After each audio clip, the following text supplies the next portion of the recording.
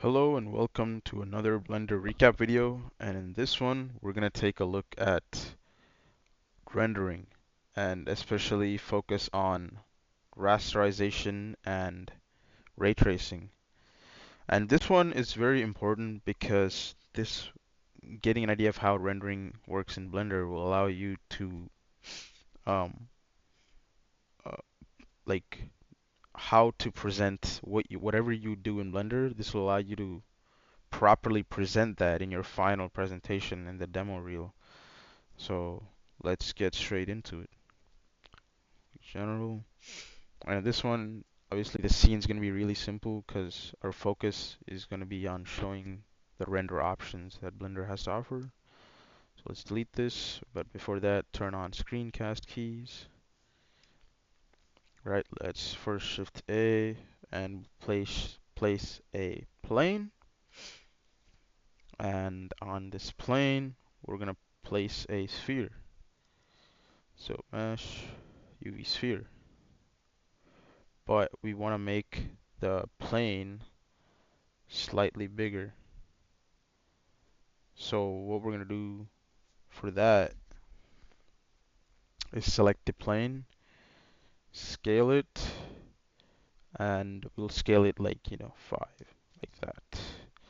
And then we'll choose the sphere again, grab it, move it in the Z1, and that should do it. And now the sphere should just be sitting on top of our plane here. That's great. So now what we can do is take the sphere and shade smooth by right clicking on it. And now we can see, well, there's nothing, but this is like our scene to showcase how rasterization works, and then ray tracing. So we go into this view, no, go to this view. There we go. Now this is where we'll see how it looks when it actually renders. He has like the shadow, the lighting, takes all that into effect. Um, but what I would like to talk about is like a check. Let's put like a checker pattern, and that way it'll be easier to show the ray tracing of Blender. So choose this, go to material, new material, go to base color, and there's a checker texture option. And generally, checker, they're like black and white. It's never gray and white or black and red. So that's what we're gonna do.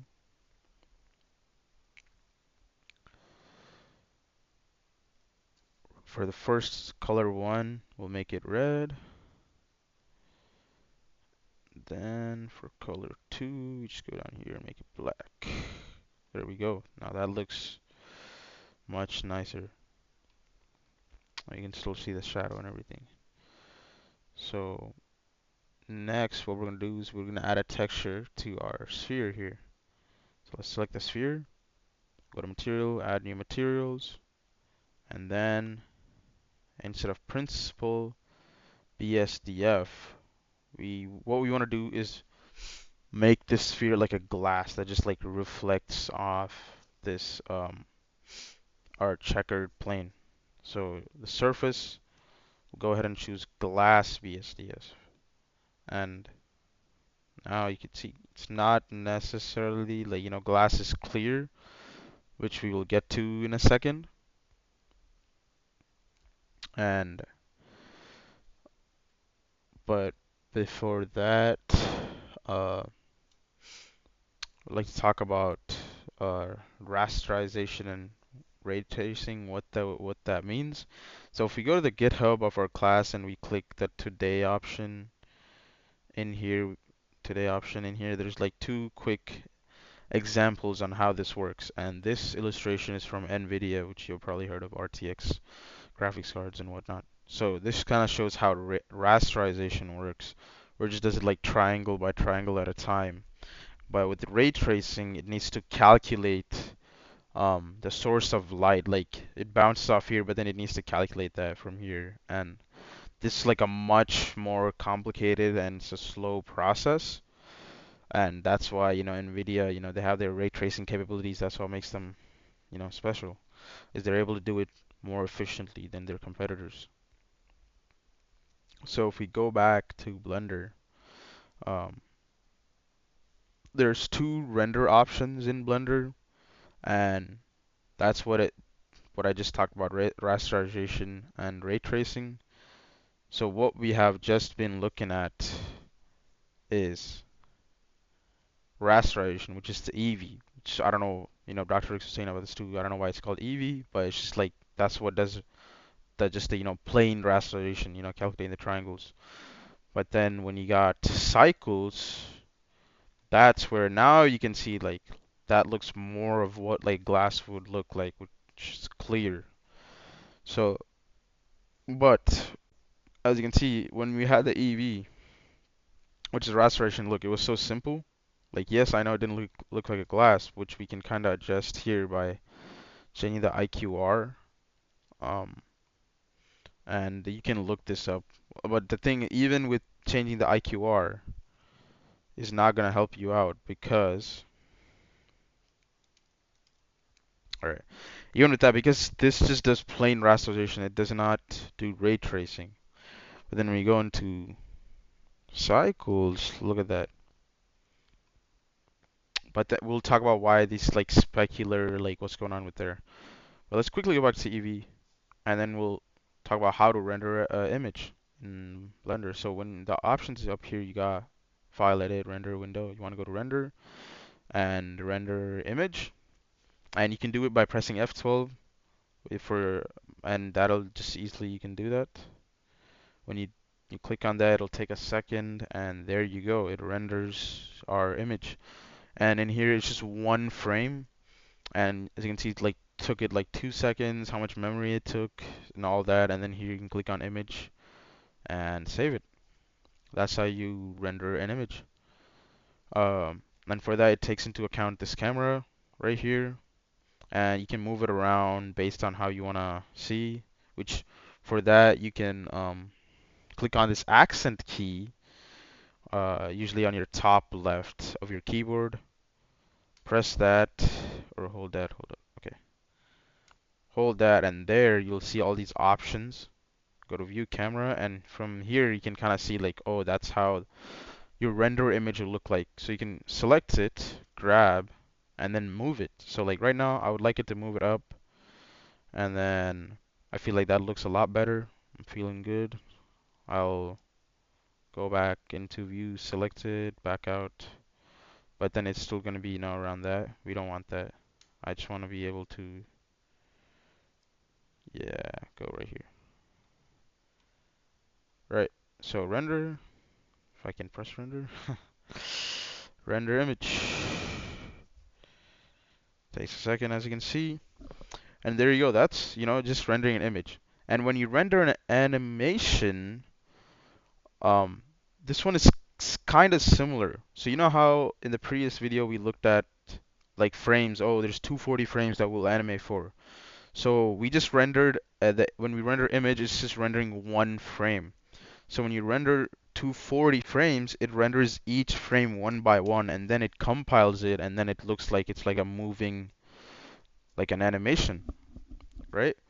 So the key thing when it comes to that is when you're making, these amazing Blender projects that you guys are working on by watching tutorials or trying things on your own, to keep in mind is that for your final presentation, you do need to render it. Whatever you make, you need to render it.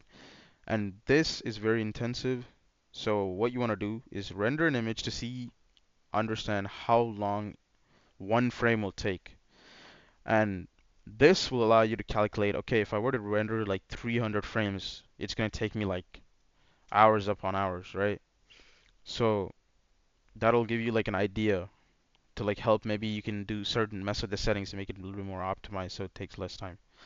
So that's something you want to mess around with and definitely learn. And one tip I can give you from my experience is going to edit and preferences, going to system, and this is something you want to be pretty aware of. is the system that you're working on and the specs of it, mainly the graphics card, which is what is the like, fastest for you to like calculate this rendering process.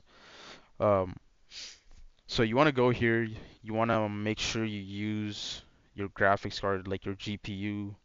I'm on a MacBook, but generally for this I'm on a MacBook, but I do have a PC which has a discrete graphics card, and that's where you'll get the best render times, especially when using cycles, which is the ray tracing. And so for this, you know how you probably heard of NVIDIA and AMD graphics cards. NVIDIA is better for this kind of purpose for 3D modeling because of their like CUDA and their ray tracing, as we talked about. They're much more optimized, so their render times are like significantly faster. So I did the Blender, the donut tutorial, and I bet a couple of you guys would be doing that in class. So for that, I have a NVIDIA RTX 3070 Ti, and it took me 3 hours to render my animation, which is like 200 to like 300 frames. Uh, and I was able to help my friends out for their two of my friends and their animations, and it took each of them 3 hours for me to render their animation as well. And I had another friend who also did the same Blender, but then he had like a AMD graphics card, which is the 7900 XT, which is like the second highest model, and that thing took like twice or thrice as long. Same animation, same everything. So what graphics card you have does matter in how long it'll take.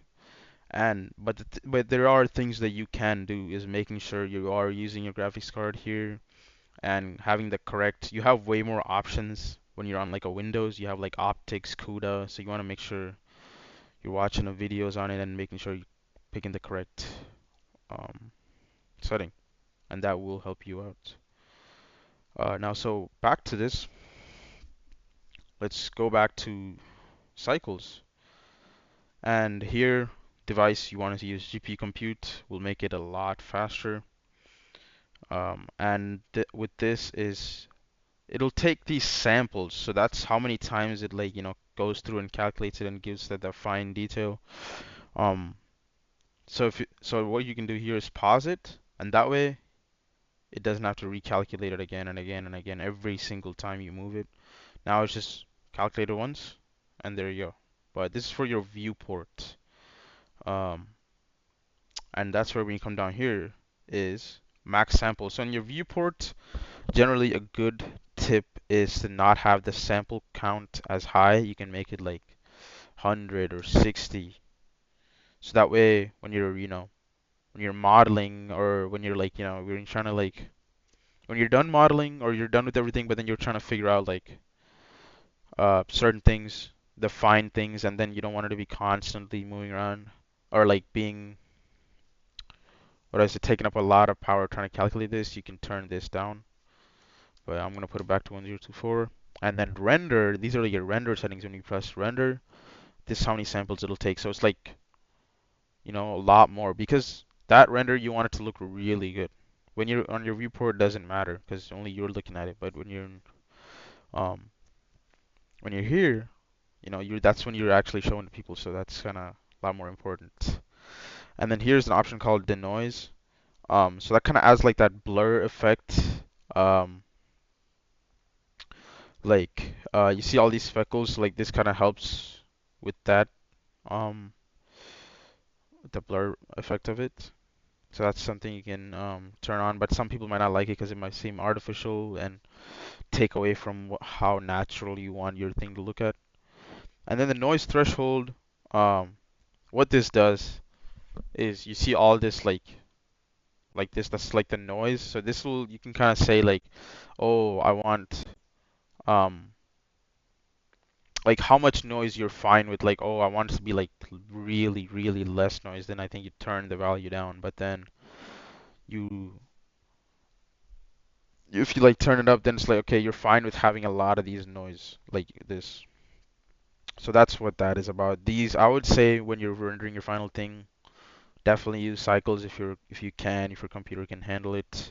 It is very intensive. I'll caution you that. And the test settings you want to mess around with is max samples for sure. You don't want to just spam it. Just have like a really high value because that will affect how long each frame takes to render. Same with noise threshold and the noise. So those are the three. I know there's a lot of settings, but those are the three that I would focus on. And then Eevee also does a little bit of ray tracing actually. I just got to know about it today from Dr. Riggs, where there's the ray tracing option. It's definitely not going to be as good as Cycles, as you can see. It's not too crazy of a difference. I think there'll be another example that I'll show you in a second, and that one will kind of give you an idea. Uh,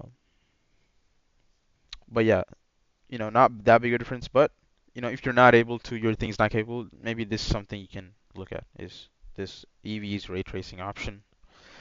Um, and one quick thing I would like to talk about is kind of changing the camera view, much more easier, kind of following it around. So like if I'm right here and I go view, align active camera to view, and there you go. Now instead of me having to manually move the camera around from like where it was around here to here, I can just be looking at it like, okay, yo, I think this is a good view, and all I need to do is just go here, view, align active view to camera.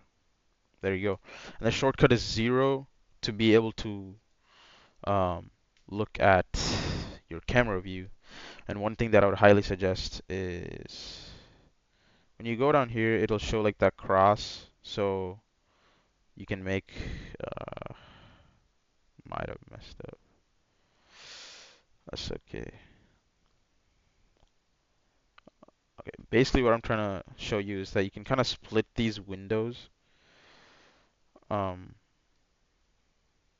yeah, there we go. I guess it's not too bad. Um,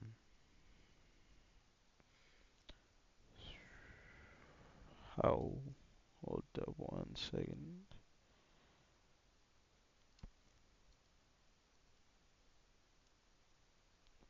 So what I'm trying to show you is that you can like split up these sections, and in one section you can have the camera view instead of having to always having to toggle between like you just being able to work with the object to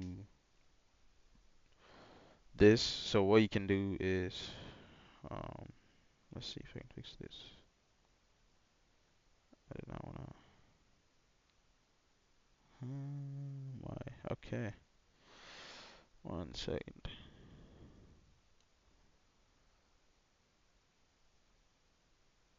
Hmm. I'll just restart this project real quick so I can. Either way, I'm gonna show something else here in a second. Don't save. Okay. Alright. So how we do that view is kind of like move this down, and then you want to have this cross. No, like that. And then what we're gonna do is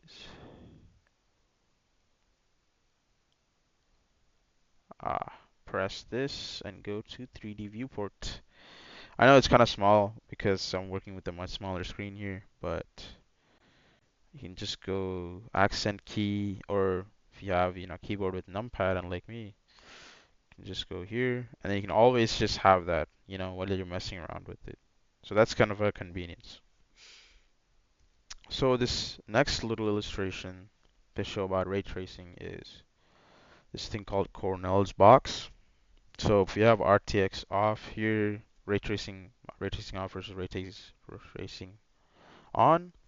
So we'll have like a light up here, and we'll make like a box to show how like the when you have ray tracing on, like in real life, um, you have things that just kind of bleed on, right? So that's what's called Cornell's box.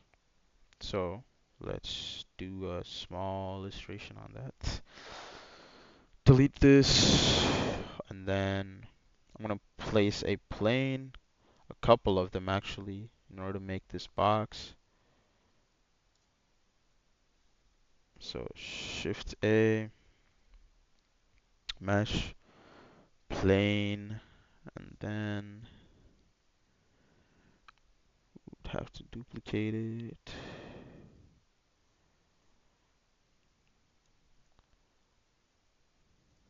Shift D to duplicate it, and then rotate it. Oops. Shift D to duplicate it. Rotate it on x-axis. Yes, 90. Perfect. And then since we have these, we can kind of make it more precise. So grab this, move it in Z, move it up. I guess you can just do one. Yeah, perfect. Grab it, move it in Y, and one. Yep, perfect. We're gonna do Shift D, grab it, move it in Y, -1, I believe. No, -2. Perfect. And then now we want to grab this, Shift D, and grab it in C and do 2. Yep, perfect. And then we just need to make the back part of it. So Shift D, rotate on Y-axis, 90, grab Z1, and we need to push it all the way back. So we'll do grab x-axis and 1. No, -1. Yep, perfect. So now what we want to do is apply some material to this. So we're going to go to here, new, mm, choose this. I think I might have put the material in the wrong one. But that's fine. We do need to apply those materials. So we can just come here, just make a material, plain material, add it all over to all these ones. So you have it on this, we have it on this, we have it on this, we don't have it on the top. Okay, but then for the bottom one, we're gonna make a new material again and make this green. Go into here.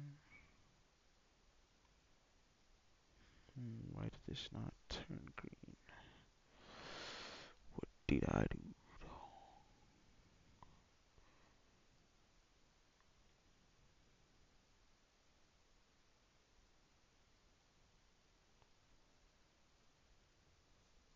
Hmm.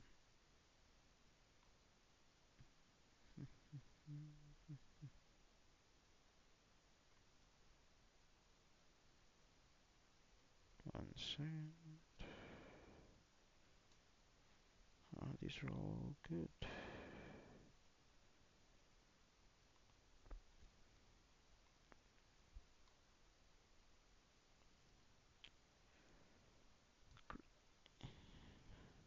Why is this not green?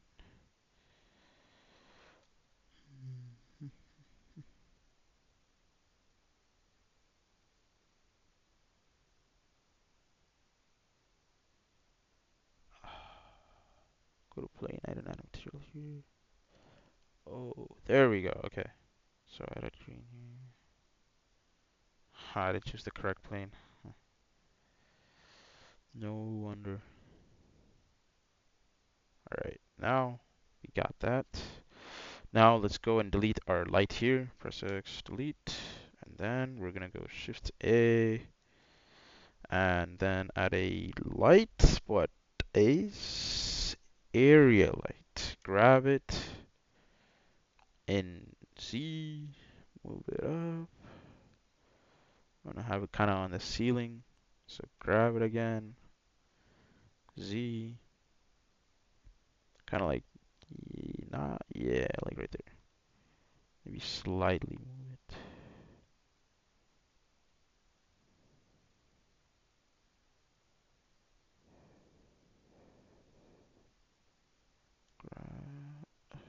Nope, the light, please. Very light.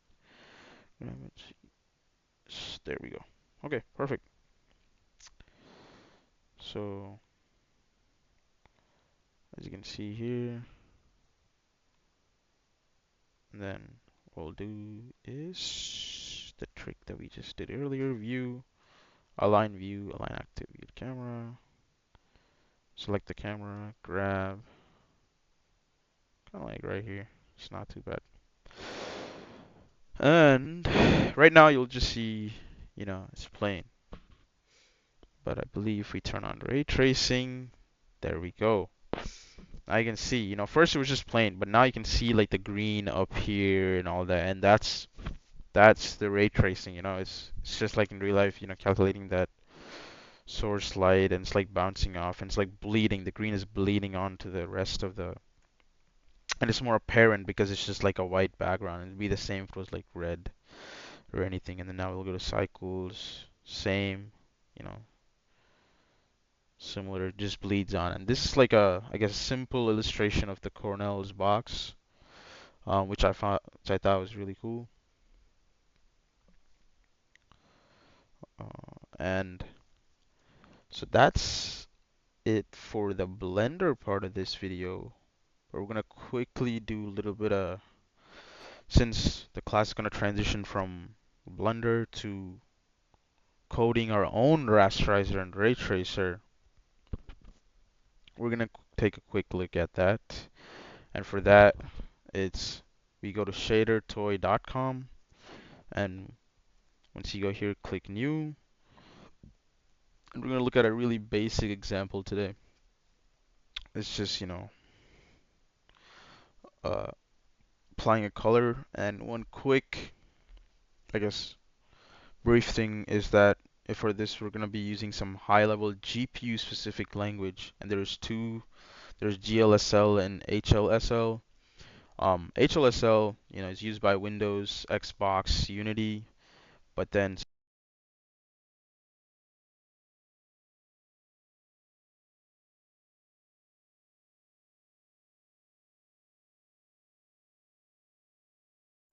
headphone disconnected, but we're back. I said Linux nerds and it disconnected, but they made OpenGL, and for a while GLSL was dead, but Steve Jobs brought it back.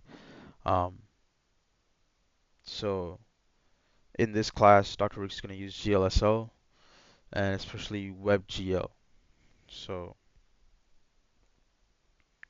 with that, let's kind of show a little bit of, just like applying one color. And for that, we're gonna go here, delete all these lines, and this is like the output where you're gonna, your frag color, you're gonna be outputting in the 4 vectors, but then you're gonna take an input of 2, the vector 2. First, what we're gonna do is kind of like see 4 values. So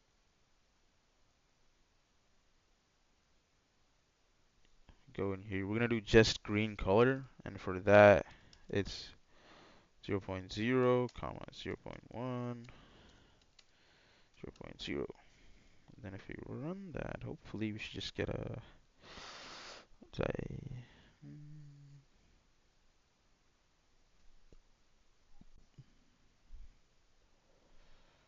0.0.